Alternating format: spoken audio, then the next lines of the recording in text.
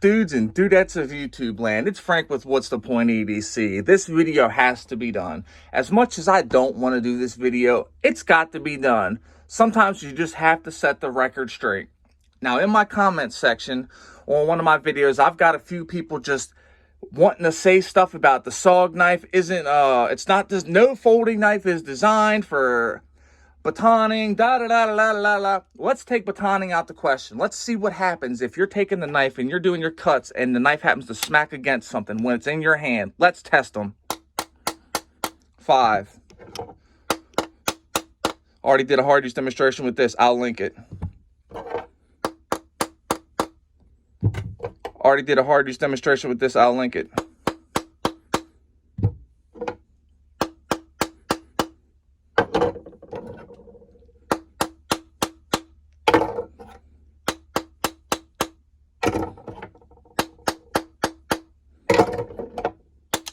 Ho!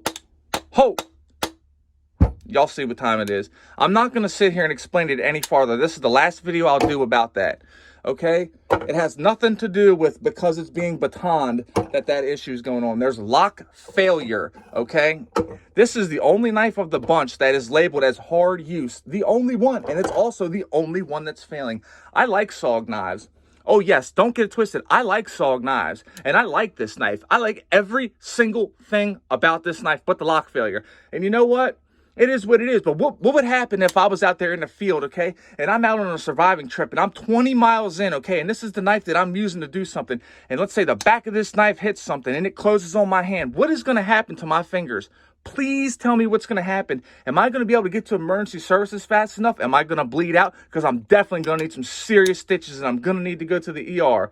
So with this video, basically all I'm trying to say is the fact of the matter here is there's something wrong with this knife. This knife is labeled as a in-field hard use knife. It is labeled as a knife and is marketed as a knife for our soldiers. It is marked as a knife that you can take out and go bushcrafting. This knife, this locking mechanism is specifically designed for hard use and for dirty tasks to perform well under all conditions.